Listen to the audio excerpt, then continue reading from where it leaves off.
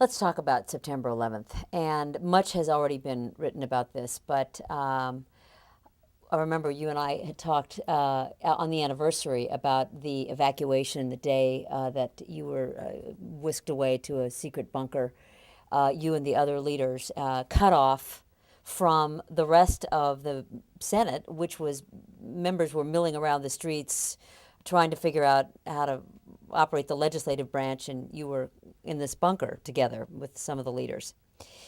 How well do you think that was handled that day? That is, the government stood and survived, but how well do you think the management of the government on that crucial day was handled? Well, I think the management part of it was abysmal. I mean, it was just terrible.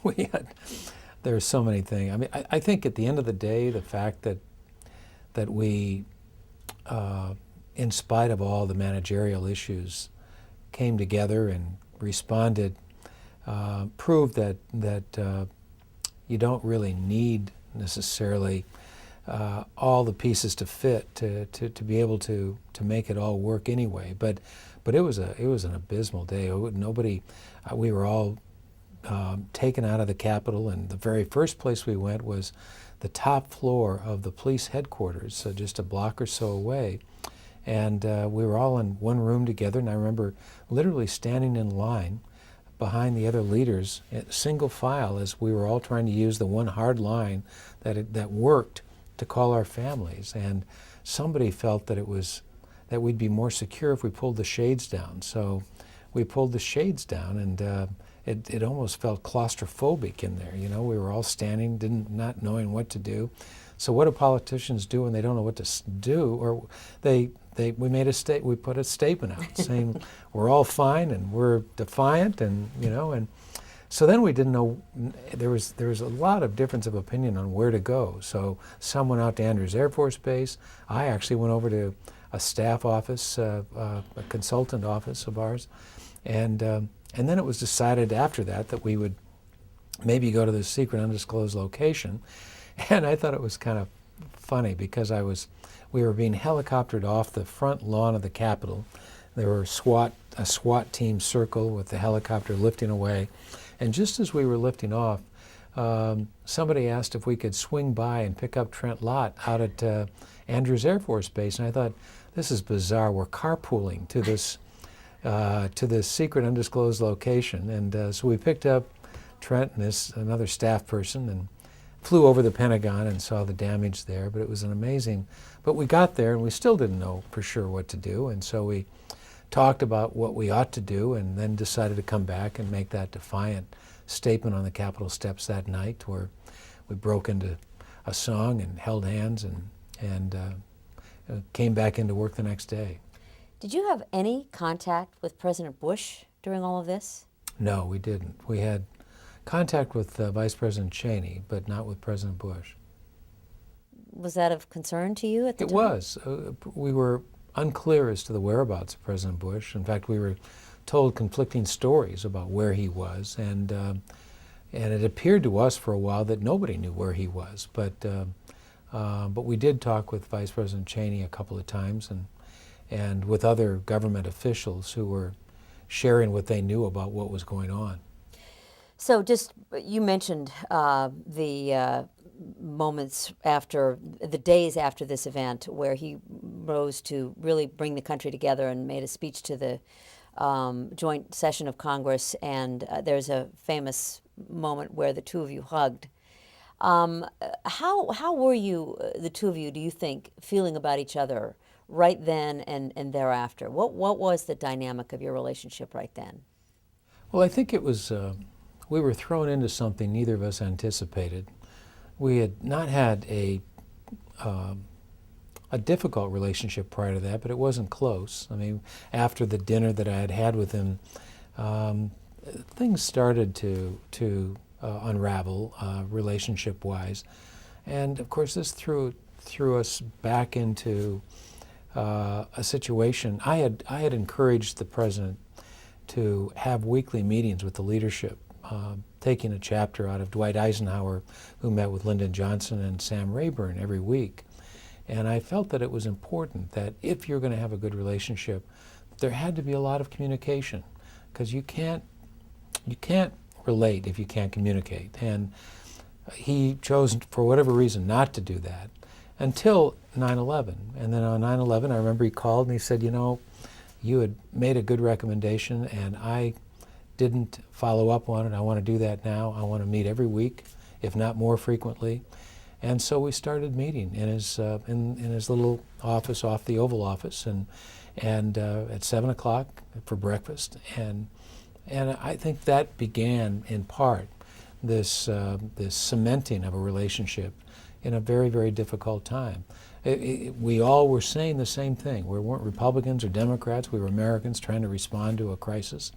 And there was an element of trust. I can recall on more than one occasion we would have debates, and somebody had to, debates in the best sense of the word, discussions where there were differences of opinion. And the president or the vice president actually sided with me a couple of times, and it was an indication that we really were going to be bipartisan, and that lasted, as I said, for about a month, maybe 6 weeks. And then what happened? Well, we started to talk about the economic issues that were facing the country, and during that 6 weeks, we had actually brought in a lot of experts, economists, former Treasury secretaries, Bob Rubin and others, to share with us what should we do about getting the economy going again.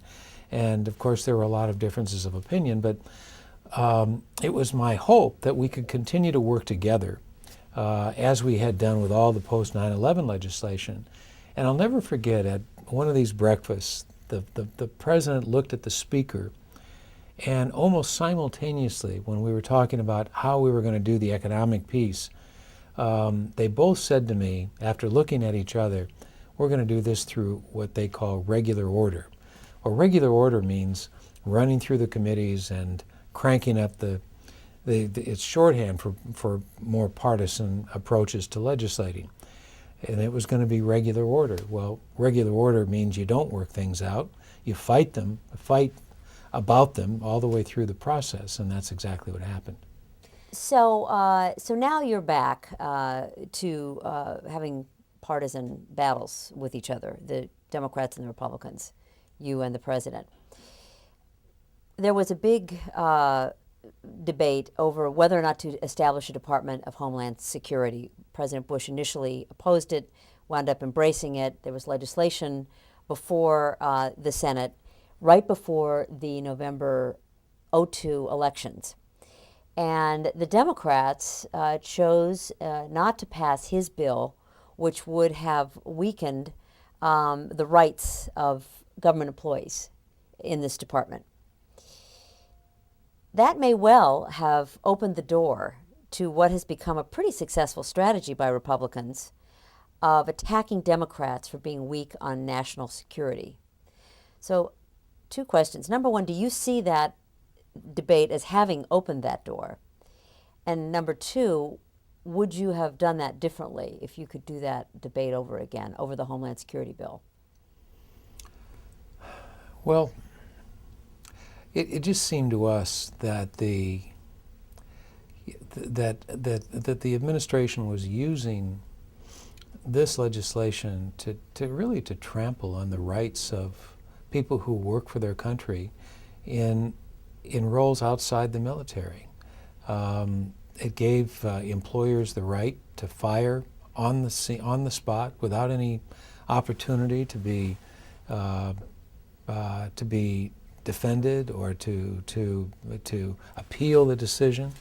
And in some ways it was a precursor to a lot of the debate we're having now on Guantanamo and habeas corpus and everything else. I mean, constitutional rights, workers' rights, so were many of the things that we've achieved over 200 years were being rolled back, and it really deeply offended many of us. And unfortunately, they had one nominal Democrat, whose name was Zell Miller, who gave them a lot of credibility in this, who repeated the same lines as the president, that in in the name of security, we had to give up some of the rights that we have enjoyed in the past. Well, many of us didn't think that way, and unfortunately, people like Max Cleland in particular, in that particular race, paid a very, very high price because they did use it, and they used it effectively. I think it's a sad chapter in American history when people who for all the right reasons, defended the rights of our constitutional prerogatives for all the right reasons were defeated in the name of security and the war on terror. Did you see that coming, though, what it's become today? First it was the Homeland Security Department debate, later it's the war in Iraq, which we'll talk about, but could you see this suddenly coming down the road toward Democrats, that Republicans would routinely accuse Democrats of being weak on national security in a way that Democrats clearly felt for some time was difficult to fight back against? We didn't see it. We didn't think it could be as successful as it turned out to be.